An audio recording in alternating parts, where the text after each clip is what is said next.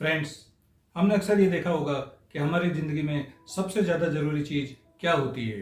क्या वो सफलता होती है, या फिर वो धन होता है, या फिर प्रेम।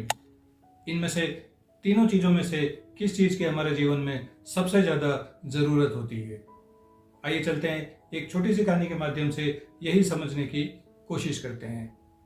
नमस्कार, मैं हूँ श्याम और आप देख रहे हैं हमारा channel find out life. Friends, अगर आपने अभी तक हमारा चैनल सब्सक्राइब नहीं किया तो प्लीज़ हमारे चैनल को सब्सक्राइब जरूर कर दीजिए और बेल आइकन को प्लीज़ जरूर प्रेस कर दीजिए। तो आइए चलते हैं एक छोटी सी कहानी की ओर। इस कहानी में फ्रेंड्स, एक छोटा सा परिवार होता है, एक मियाँ बीबी और उनकी एक छोटी सी बच्ची होती है। एक दिन फ्रेंड्स, एक जो वो औरत जो बीबी होती है, जब वो अपने घर का दरवाज़ा खोलती है तो सामने देखती है कि सड़क पे 3 साधु बैठे होते हैं। उन साधुओं को देखकर, क्योंकि वो काफ़ी संस्कारी होती है, उन साधुओं को देखकर वो उनके पास जाती है और उनसे बोलती है कि कृपया आप हमारे घर आइए, हमारे घर भोजन करिए, दक्षिणा लीजिए और हमें आशीर्वाद देके प्लीज़ यहाँ से जाइए। जो 3 साधु होते हैं उनमें से एक साधु उनसे पूछता है कि क्या आज आपके घर अभी आपके पतिदेव मौजूद हैं? तब वो कहती है कि नहीं, मेरे पति तो अभी काम पे गए हुए हैं, वो तो शाम तक लौटेंगे। तभी वो साधु बोलता है कि नहीं माता, हम ऐसे किसी घर में अकेले नहीं जाते जब तक कि उसका पति नहीं हो। अगर उस घर के अंदर अकेली स्त्री है तब तक हम उस घर में नहीं जाते। अगर आपके पति आ जाएं उसके बाद आप हमें फिर निमंत्रण दीजिए, हम जरूर आएंगे। बहरहाल उस स्त्री के पति जब अपने घर आते हैं तब उनको यही बात वो स्त्री बतलाती है। उसके पति, क्योंकि वो काफ़ी संस्कारी होते हैं, उसके पति काफ़ी खुश होते हैं और खुशी खुशी कहते हैं कि कृपया करके उन तीनों साधुओं को अपने घर में ज़रूर बुलाइए, हम उनको अच्छे से अच्छा भोजन कराएंगे, दक्षिणा देंगे, उसके बाद उनका आशीर्वाद लेंगे, जिसकी वजह से हो सकता है हमारा समय अच्छा आ जाए, तब हम उनको विदा करेंगे। ये बात सुनकर उनकी पत्नी फिर वापस बाहर जाती है और उन तीनों साधुओं को बोलती है कि कृपया अब मेरे पति घर लौट आए हैं, वो आपको निमंत्रण दे रहे हैं, प्लीज़ हमारे घर आइए, हमारे घर भोजन करिए, दक्षिणा लीजिए और हमें आशीर्वाद देके प्लीज़ यहाँ से पलायन करिए। तब उनमें से एक साधु बोलता है कि मेरा नाम है धन, और जो दूसरे जो साधु बैठे हैं इनका नाम है सफलता, और जो तीसरे साधु बैठे हैं उनका नाम है प्रेम। हे माता, आप कृपया अपने घर जाइए और अपने घर पे डिस्कस करके बताइए कि आप इन तीनों में से किसको बुला सकते हैं, क्योंकि हम तीनों एक साथ किसी के घर पे नहीं जा सकते।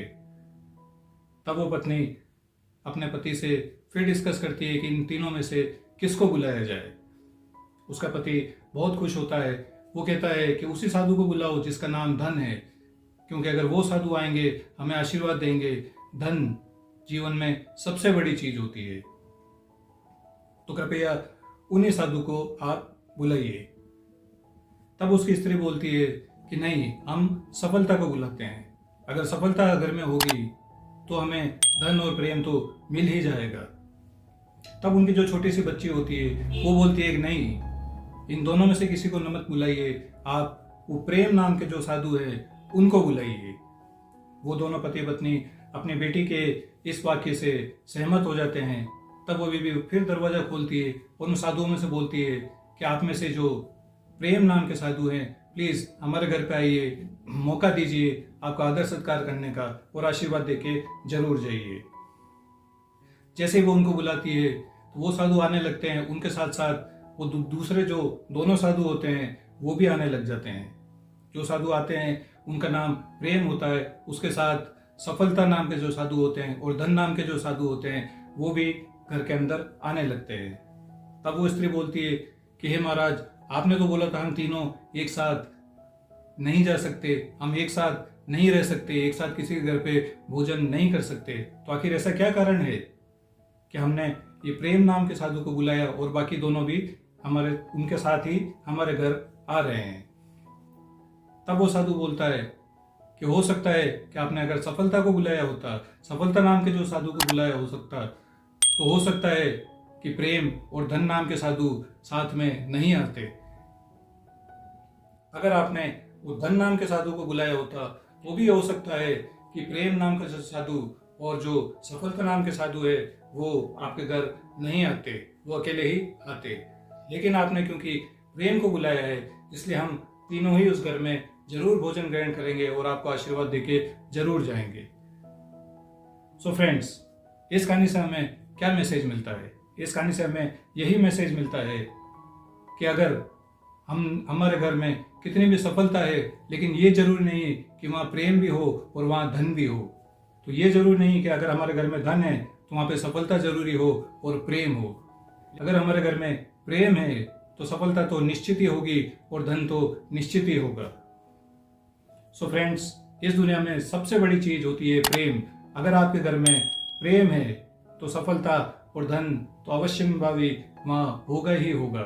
इसलिए फ्रेंड्स, दुनिया में हमेशा प्रेम कीजिए, हमारे घर में आपस में प्रेम कीजिए, तब सफलता और धन बहुत मामूली चीजें हैं, ये तो वहाँ पे होनी निश्चित ही है।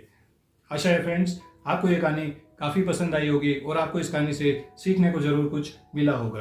अगर आपको इस कहानी से जरूर कुछ सीखने को मिला तो प्लीज़ कमेंट बॉक्स में कमेंट करके हमें ज़रूर बताइए और हमारे चैनल को सब्सक्राइब जरूर करिए और इस वीडियो को लाइक, शेयर एंड सब्सक्राइब जरूर करिए। मिलते हैं फ्रेंड्स फिर अगली कहानी में, ऐसी ही एक रोचक कहानी में। तब तक के लिए स्वस्थ रहिए, सुखी रहिए और अपने परिवार का ख्याल जरूर रखिए। Till then, good bye.